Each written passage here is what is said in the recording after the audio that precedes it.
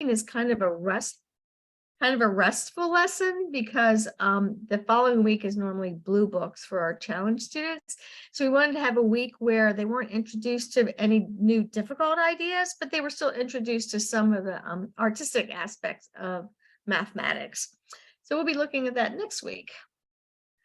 All right, so every week we look at an exordium, and tonight we're looking at Math lesson 12, Circles and Ellipses. What's the exordium tonight, Kirsty? Well, it's always hard to choose one of the pieces that we offer, but we don't have time to talk about all three. So this week I decided to pick this photograph of a sculpture and see what people thought when they look at this sculpture. What does it say to you about circles and ellipses?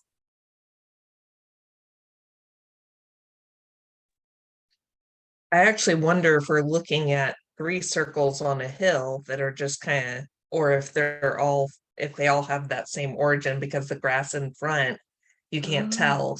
So perspective is lost on what's actually happening.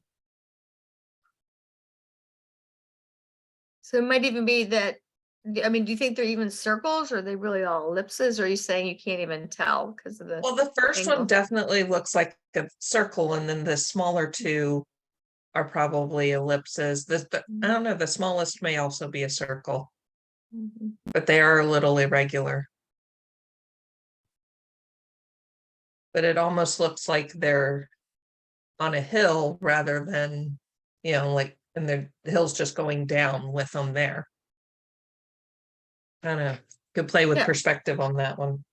Or the cameraman took it looking up rather than across.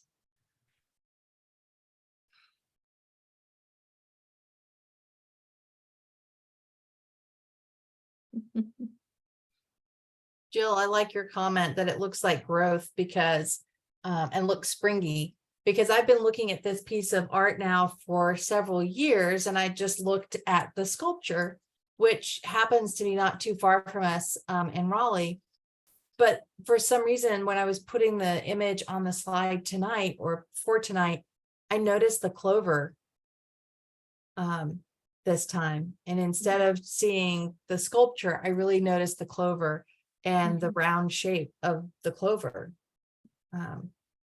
When we're out of whack, because our bunnies is week 7, but Easter's is coming week, and so all that clover made me think of the exponents and the artwork on that cover also, because there should be bunnies in here. I was actually just thinking that it looks kind of like the backside of a bunny, like leaning over eating grass. It does. Yeah, I can see it. So I thought about this question tonight because I have on what I think is a really pretty skirt, and none of you can see it because I'm on camera, but it made me think about the shape of our clothing, right? That with circles and ellipses, right? That we can have skirts and flowy things that are pretty, because can you imagine if we were stuck with skirts that were triangles or even quadrilaterals and were stiff polygons? That is a good point. You could stand up and show us your skirt. Well, it's long enough. I can I could probably show you the pattern, but it loses something. It's just very flowy and springy, but it just made me think about that. And looking at this, that even then you could think of these as being the bottoms of dresses from the 1800s, but we wouldn't think of the bottoms of dresses from the 1800s being polygons. So Melba uses the word waning, meaning they're going away. Is that what you're saying? In other words, they look like they're progressing away from us, not like they're somehow coming forward. Or maybe getting smaller like a moon. No, that's a good idea. Okay, so I cheated. Yeah. I went and looked it up from the museum. And they're not together. I thought maybe they were one inside of the other one, but they're actually 3 different sizes. as you see, but they're far apart from each other. So the perspective of one that the photo that I'm looking at from the museum is with the larger one, then going to the smaller one. And they're But I actually thought of smaller. hoops. Yeah, yes, they are. They're actually smaller. From the perspective of the photograph, it looks like they're smaller. But when you were talking about skirts, Kirsty, I was thinking of hoops in a skirt, you know, from the 1800s. Mhm. Mhm.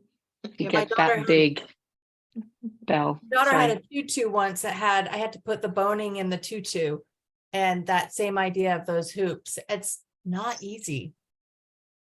Good. Okay, Jill says it's like a Mhm. tunnel at a playground. Yeah, I don't know anything about the artist. It'd be interesting to find out why Thomas Sayre even made it. Like, what was he thinking? It did make me think that one of the master's students in their papers this week talked about the rainbow, and it was in is Mathematics is God Silent by James Nichol, that when we see a rainbow, we see just a portion of it, but that if you could get above it and look down, you would actually see that the rainbow makes a full circle. And so it just made me think that idea of perspective, how perspective can hide things or reveal things. Yeah, God looks at millions of rings when he looks back at us. He sees the full rainbow. He doesn't just see one of them. There's always rainbows in the sky. There's millions of them that he's seeing when he looks back to us.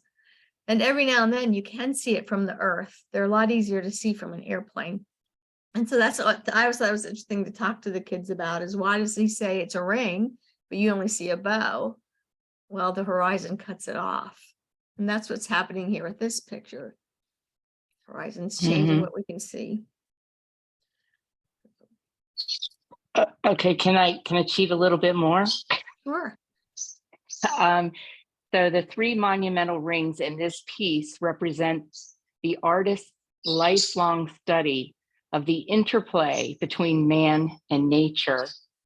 And the name of it, Gear or Geyer, derives its name from a poem by W.B. Yeats, who conceived of history as the complex movement of a spiral. Yeah. Yep. He's got that poem where he talks about how we're without a center, what happens to us. And all these shapes have some kind of center. Very nice. Is that Michelle reading to us? Yes, that's me. Sorry. You probably knew all of this stuff already. No, I I just- didn't. But I I'm get so curious. glad- And so, Oh, sorry, Michelle. I was just going to comment that I'm so glad you brought up the artist's intention with this picture. However, from a graphic design standpoint, I was just going to comment that it's slightly unsettling insofar as the fact it's not perfectly symmetrical.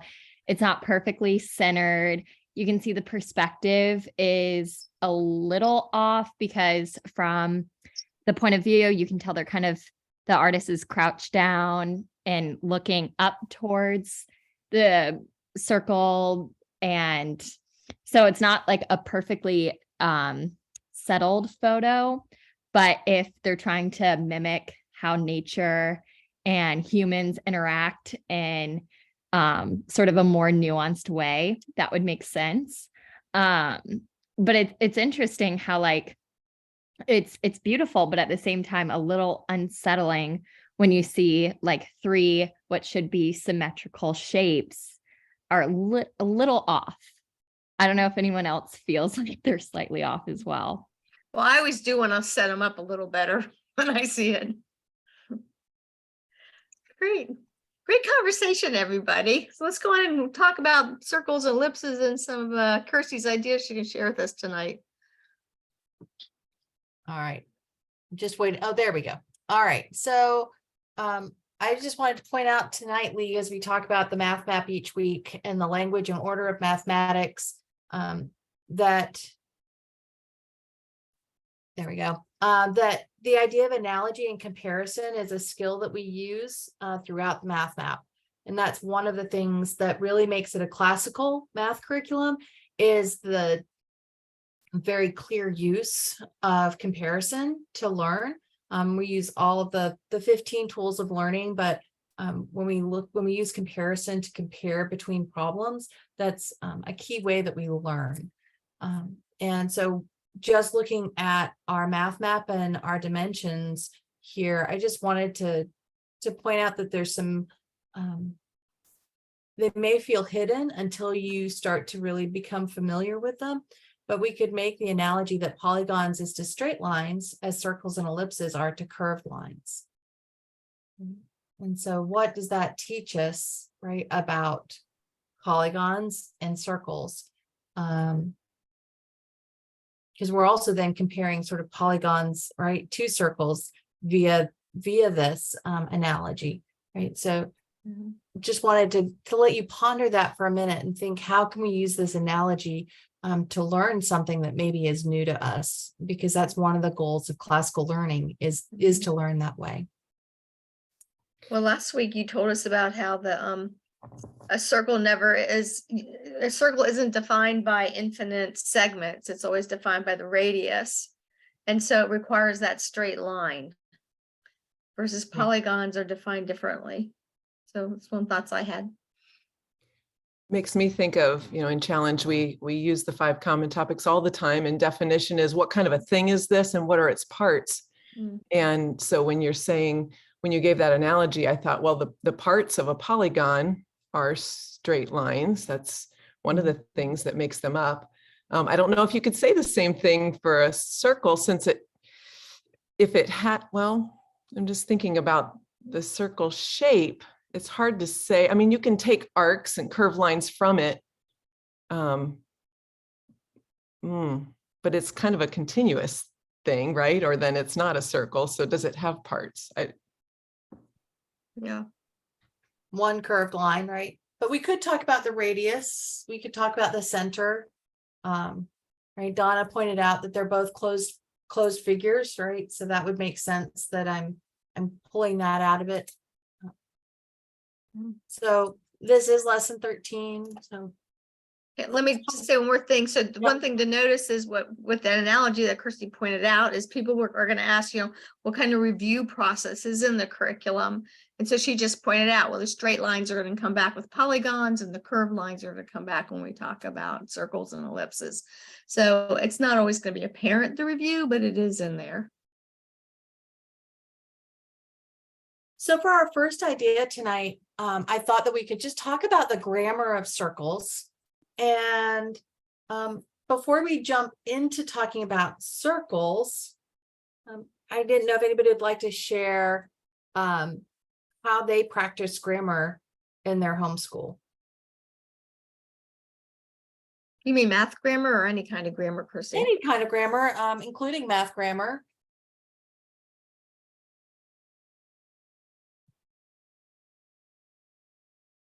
How many of you do car school? People who don't homeschool are always intrigued by car school. Do you guys do car school for your grammar?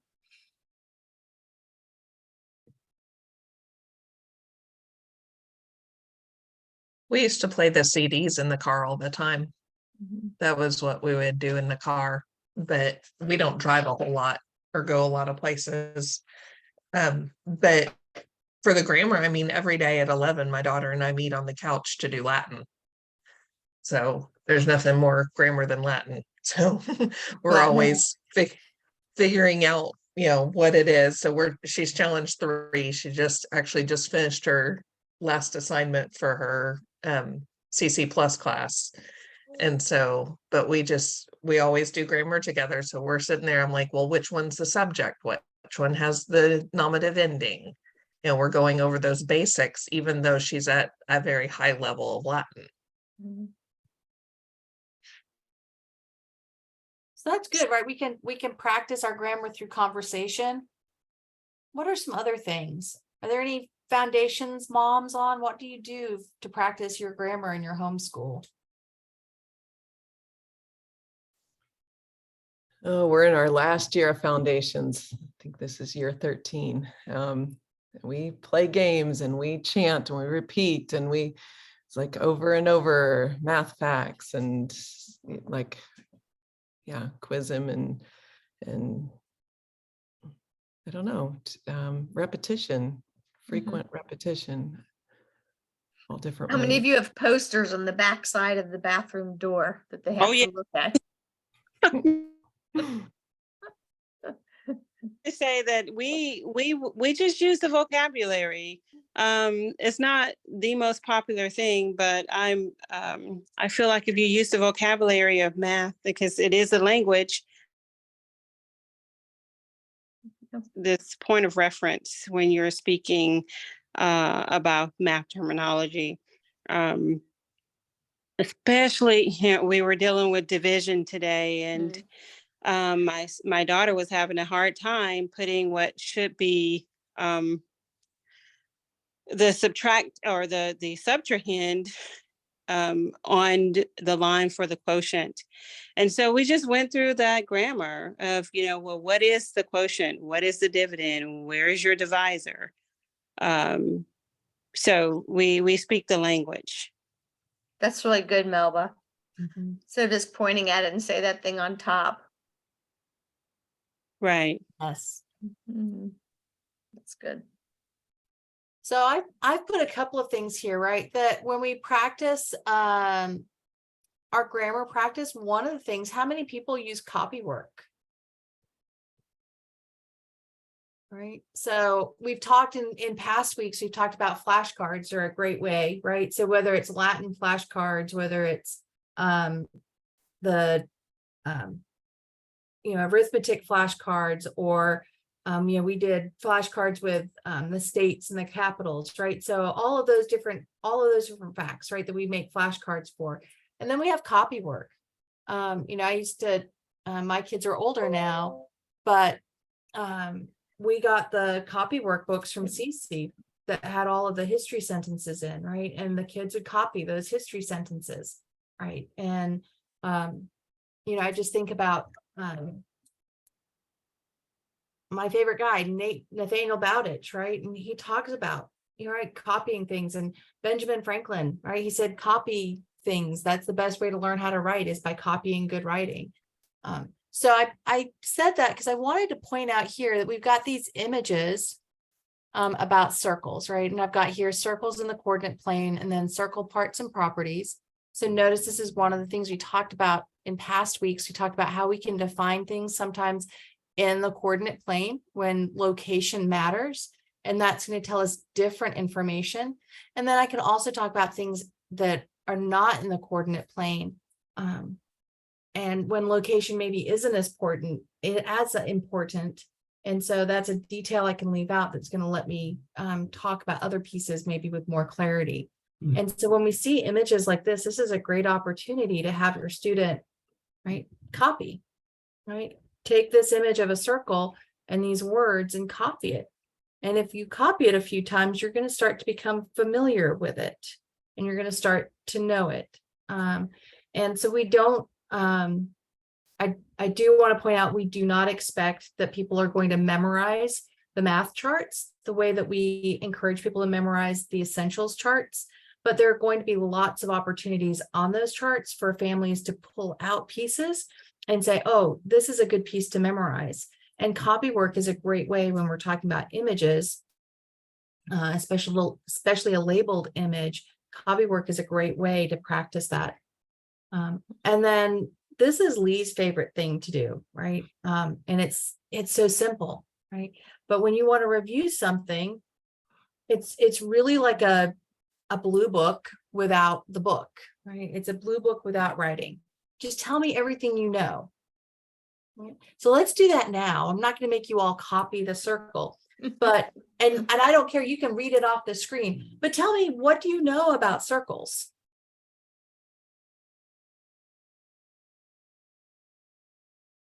$360. All right, good.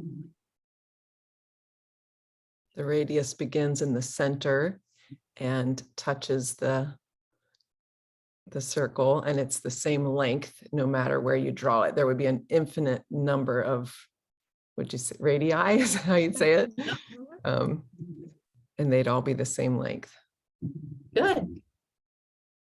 The area is pi r squared and the perimeter is 2 pi r.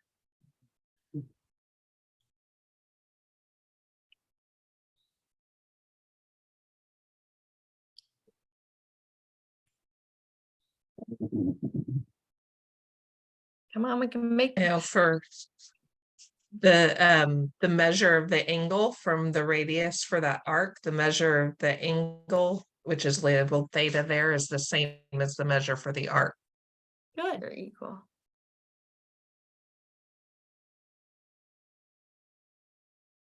A line that goes across, that touches 2 points on the circle is called a chord. And if that goes through the center, we call it the diameter. Excellent. Okay, so the diameter is a chord, correct? Kirsty, I Yeah, think we need yes. to indicate that somewhere. I think I missed that. A diameter is a chord. Mhm. There's an infinite number of radii. Yep.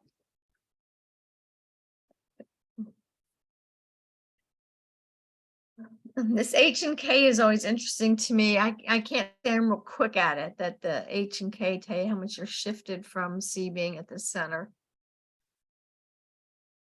That'd be a good game to figure out. You give your kids a +3 and a +2 and ask them what quadrant the circle centers in. And then a -3 and a +2, right? That's a good car school game. That's an just excellent thought of it. school game.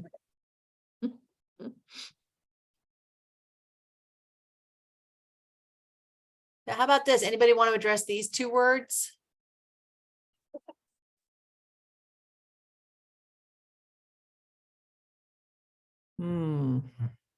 I think it looks like the secant would be a line that crosses through the circle, and a tangent would be a line that passes, just touches the very edge of a circle. Right. How many points does a tangent intersect the circle? 1. Just 1, right? Hence our idea of getting off on a tangent, right? It was, or something is tangentially related. It means it just intersected at 1 point and then we went somewhere else. Out into space. So there's a way where we can help our kids go, oh, that word means this over here when I'm talking about English, and it means this in math. And oh, it's really kind of the same idea. So how is chord, like, it looks like it could be a chord spelled differently, but how is it related to the chord that's spelled the same way as it? Well, that's a good question. Meaning the musical chord? That's what I think of. Mhm. Well, if I had my Pythagorean circle of music, I could probably tell you, but right now I don't know it well. I don't have it memorized. So I can't explain it. Maybe someone here can, that's more musical. I suspect it's related.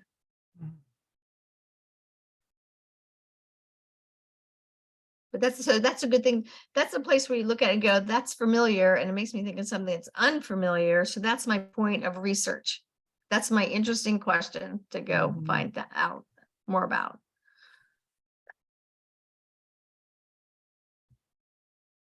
Jill's saying tangents require trust from me. I know tangent intersects at just the 1 point, but it always looks like it touches more than 1 point. It's, I suppose, the thickness of the lines we see. So I guess that relates back to 0D, where we use a point, but it isn't really a point. Or we use a dot, I mean, and it's not really a point because it's too thick.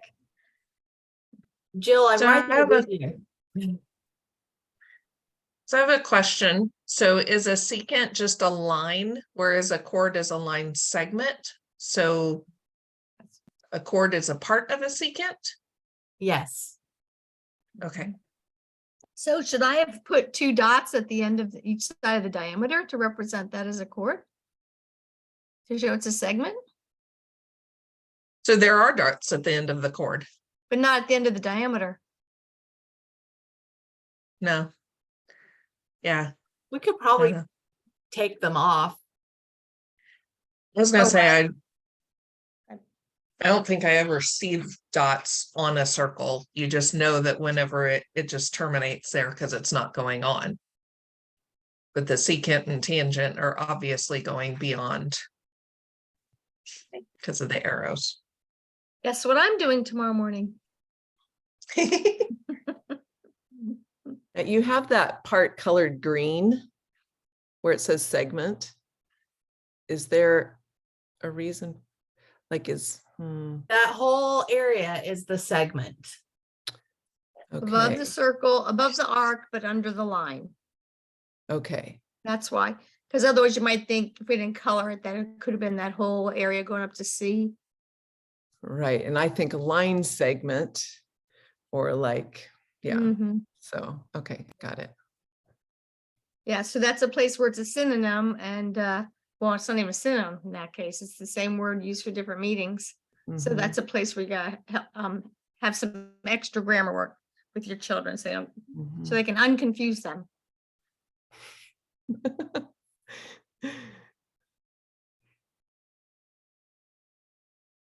No. So when we're in this, right, probably there's a lot of you that have thoughts and you haven't shared them because it feels like this very public place. But when our kids are doing this, we want to encourage them to talk about whatever they want, right? Would you be happy if your kids told you that coins were circles? Yes. Right? Is that something you could know about a circle? Yeah. Look My clock underneath. is a circle. There you go. Your clock is a circle, right? So with small kids, just being able to point out circles as they look around, right, is something that's helpful. Right.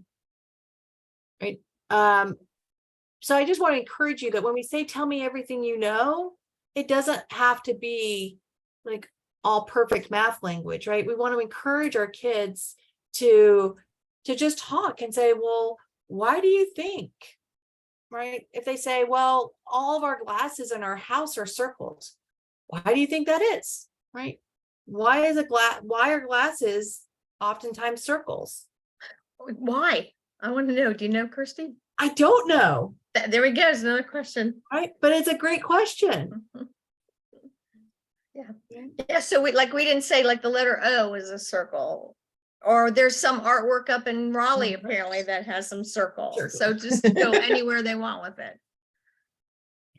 So I just want to encourage us that it's really easy to become focused in and say, oh, I have to know these facts about circles.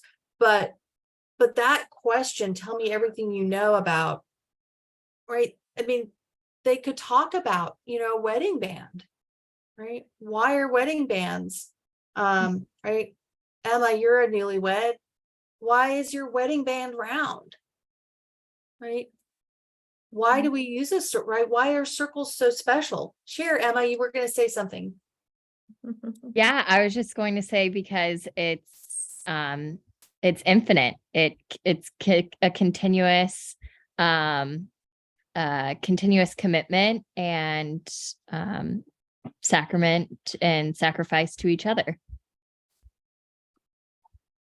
That's a beautiful thing that when we're talking about circles, right? So I just want to encourage us not to, I think one of the things historically, when we think of math education, we think about calculations and we think about facts, but through the math map, we're trying to be really intentional about helping people to see the unseen. And that means that when you have that conversation, tell me everything you know, that it may be broader. It may be wider. So pancakes and frisbees and all kinds of things. Cucumbers. I don't know why I just thought of cucumbers, right? When you have a cucumber slice, right? Isn't it amazing that, I mean, they usually are just about perfectly round and they just grow that way.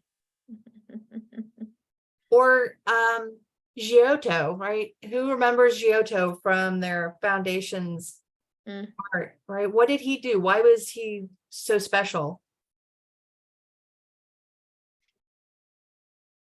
Does anybody remember why he was invited to see the Pope? I don't remember. So he could draw a perfect circle. Oh, he just like could do this and it was always Like perfect. he could draw a perfect circle, right? Which sounds really funny, but and maybe that was like, I heard another tutor say that, and maybe it's inaccurate, but that's always stuck with me, that Giotto like was invited to see the Pope because he could draw a perfect circle.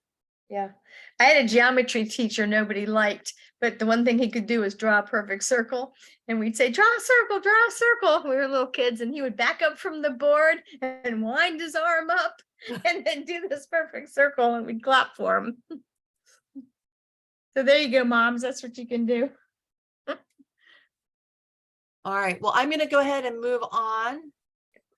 And Oh, it's time for the ad. So you can go to ccconnected.com. They're our sponsor for this podcast. And that's where you go in order to get the beta naturals, beta meaning it's a work in progress and it's available to you with your membership. And we just encourage you to go ahead online and get that this week and look at week 14, where we're going to be talking about construction. And it's just a really fun lesson, I think. You'll learn how to use a compass. Oh, we should say that. Kirsty, do they need to bring a compass or anything next week? well, we were talking about doing some folding because right. not everybody may have a compass. So we encouraged everybody to, so I have that on the slide at the end to Okay. remind you to have some foldable paper nearby. Good. All right. So the other thing that I thought I'd talk about tonight, our booklet is called Circles and Ellipses, and we're not going to talk about ellipses or the other conic sections that we explore. But we also, this week, is a great opportunity to talk about the fact that we have these different grids. And probably most of us are most familiar with rectangular grids. So if you're right, a lot of cities are laid out this way, where you have streets and avenues and everything's nice rectangular. And if I know what street I'm on and what avenue I am, wherever they intersect, that tells me where I am in the city. And our rectangular grids work the same way. You tell me how far left or right from my origin I am, and then how far up and down from my origin I am. And where those lines intersect, I have one single point. But when we talk about circles, it's a great opportunity to talk about our polar grids. And I always like to think of these in terms of navigation or pirates, because pirates like to, give a bearing to something. When you're navigating, you have bearings. And so in this case, I now have an angle and I have a distance. And so those are the two things that we use. We don't compare the two. We compare the two not quite as explicitly as we do on this chart here. We're always kind of referring back to it so that students are familiar with it.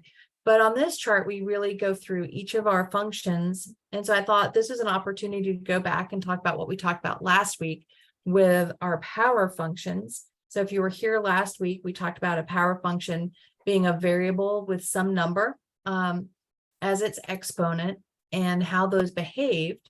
And so if you look on your screen on the left-hand side, I have the ones that we looked at last week. We talked about the constant, the line, the vertical parabola, the quadratic, and then the cubic. And this week, I've given you those as the rectangular graphs that we looked at last week, but I've also shown you what those would look like if they were polar graphs. And so now instead of looking at my sets as being X and Y, my sets that I'm comparing or mapping between are my radius and my angle. And so it is an oddity here that usually we always write our ordered pairs as our independent and then our dependent variable. X is independent, Y is dependent. But when we talk about polar graphs, for some reason, the standard is reversed. And so we say R theta, but we usually have theta being our independent variable and R is our dependent variable. So I would say R equals some function of theta. So it's a little bit backwards in the way that it's written. But what we've done is we've sort of looked at some equivalent equations here. in rectangular and polar equations and what their graphs have looked like. And I just wanted to invite us all to just look and compare between the two. And like I just said about our tell me everything you know, right? When I say compare these things, there's no right or wrong answers. But what do you see? What are some things that you can compare between polar and rectangular just looking at the pictures? And it's okay to say obvious things that I just said. Yeah. Wow, you literally sounded like you were speaking Greek to me. Okay. Maybe it was Well, that you word know what? theta, but Which part sounded like Greek? Well, like I said, the word theta did. Okay. Well, let's put that over here. So that was a polar word, right? And that's our symbol for it. Okay. Theta. And look on your left-hand side of your screen, which letter goes with theta? X is the equivalent. Is that what you mean? Or Okay. do you mean the R? Oh. Okay. So I'm going to put my R theta. And then on the other side, I had X and Y. see? So that's the one thing she's referring about, how they're not written the way they should. Our theta is not written in standard form. Okay, so you still write it as a ordered pair. Yeah. Yes, with the parentheses and the comma. But this side, I'm just going to put here, this one is independent, dependent. And this one was dependent, independent. Let's give some simple examples of that, Kirsty. What do you mean by that? Well, if I was to, so let's pick a point. I'm not going to translate between the two, but if I wanted a rectangular coordinate, somebody name any point in a rectangular plane.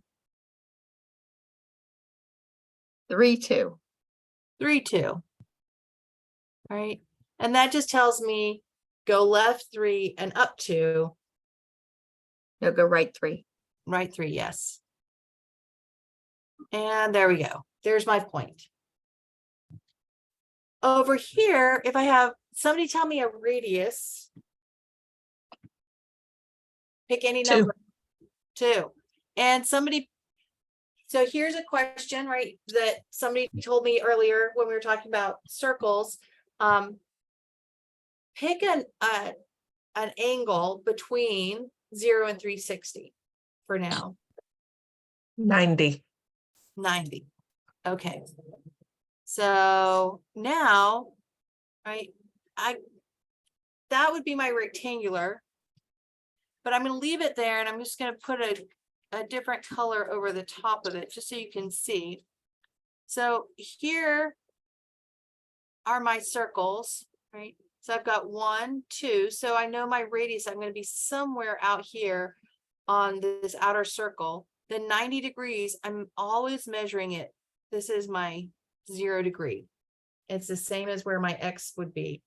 And if I go 90 degrees, I come up to here.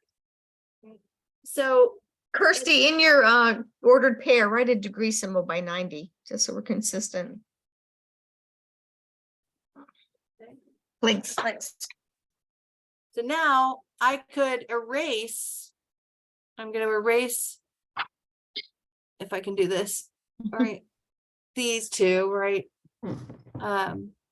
Sometimes those axes will be left in just to help you see where your 90 degrees are.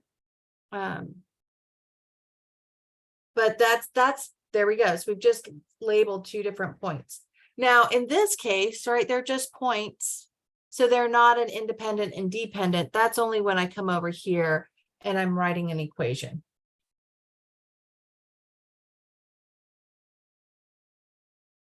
So let's look at just the constant function. Right? Look at the constant function. And what does the rectangular graph look like compared to the polar graph? The polar graph is a closed circle, whereas the rectangular graph is just a straight line that goes infinitely in both directions. So my constant is a line and my constant is a circle.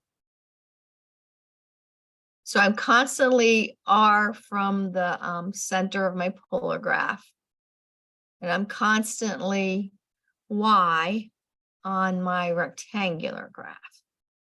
Is that the right way to say that? Yep. So my theta will be changing and my X will be changing. I just had a thought, like it would be as if I had a balloon on a string for the rectangular and I'm running across the ground and my balloon is constantly at the same level above me. Whereas for the polar graph, I would probably want to wait, not a balloon, but I'm standing in a circle and swinging it around. But your string is a constant But length in both cases. My string is a constant length. So it's Very good, whether Don. I'm running or I'm spinning. Okay, we're gonna put that problem in the kindergarten. Okay. 60-year-old a needed kindergartner. that kindergarten math. I do all the time. Well, what if we compare the line and we say y equals x? What does that look like in the rectangular? And what does r equal theta look like in the polar graph? So in the rectangular graph, the slope is constant, but the x is no longer constant and the y is no longer constant. So their comparison is constant.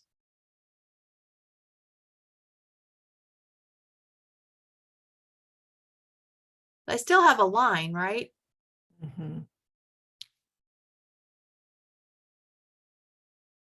Is it an infinite line? Yes, Infinite in both directions? Yep. yes.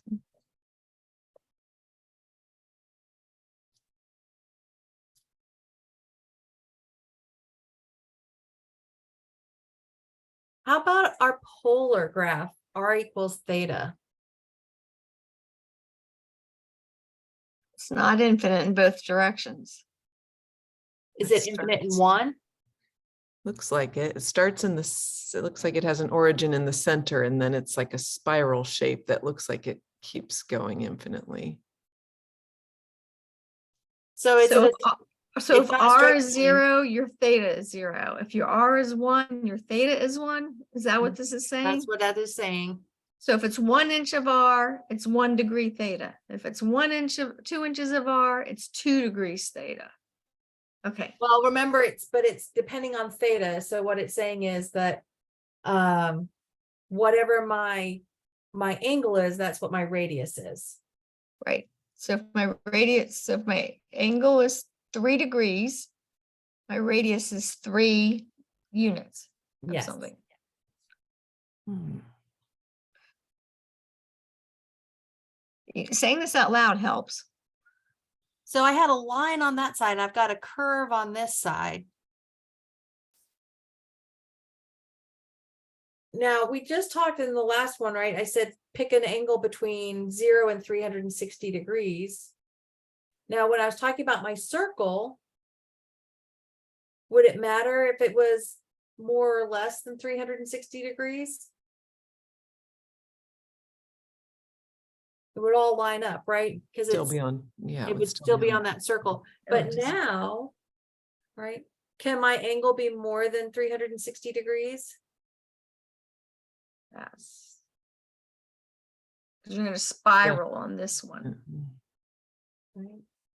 So it's infinite, right? So my degrees I just keep going around and around. So there's an aspect of polar coordinates, right? Is that I could keep going around and around. It's always going to line up to something between 0 and 360. So if I'm just talking about a point, right, I might say, I'm trying to think in my head, 450 degrees and 450 degrees, right, minus 360 is 90. So if my point was 2, 450 degrees, it would be the same. It would be coincident with my 290. But when I'm looking at functions, right? I'm going to see that I get some really fun things that happen. Right, so I have a spiral happening here. I find it interesting on the line, the quadratic and the cubic, that they all go through the origin and they are all starting at the origin and coming out from it on the polar. Well, that's great, right? So both, so here, these are, So,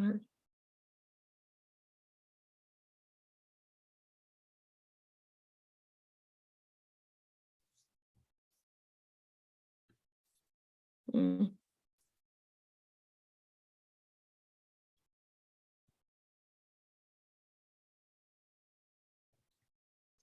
I think Kirsty, because we're out of time, but this is a good lesson for me is that how fast we rush through things, and especially those of us who are type A or actually pretty good students, we hit something that just isn't easy. We've never seen it before, and we want to rush through it because that's everything else. And this is just a really good exercise to slow down. Just saying that centered at 0, 0 and starting at 0, 0. You see those kind of conversations with our children will make them see better. And I'm even looking at our polar graphs. I think we drew them wrong because shouldn't the red line be on the first radius out on constant? well, it depends on where you have. I mean, it depends on which line we're identifying as being one. So, Yeah, um, but that's not clear, right? I don't see something that's just one. one. Yeah, I mean, it looks to me like our red is on 1, 2, 3.5. Right.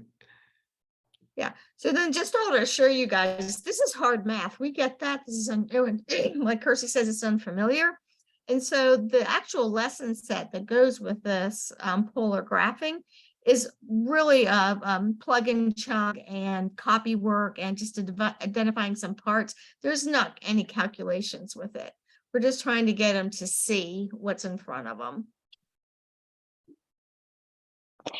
Can I confirm, Kirsty, on the where you said start at 0, 0, that would be 0, 0 degrees? Yes. Yes, yeah.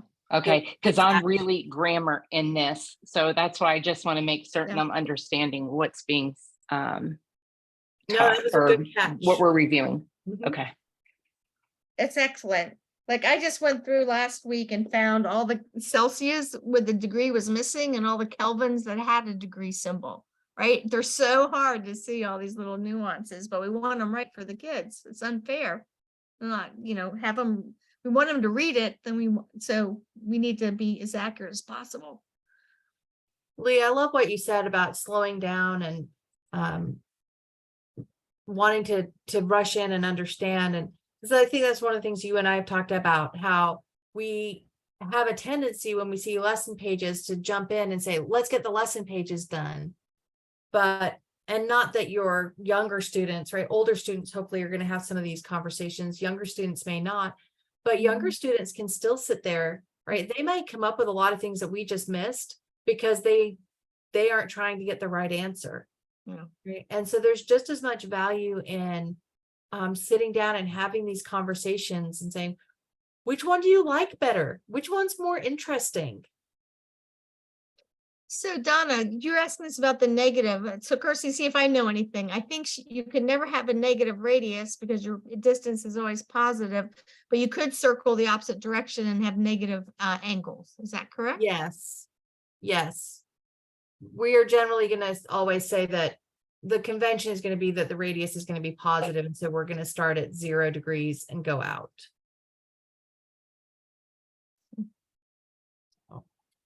Okay.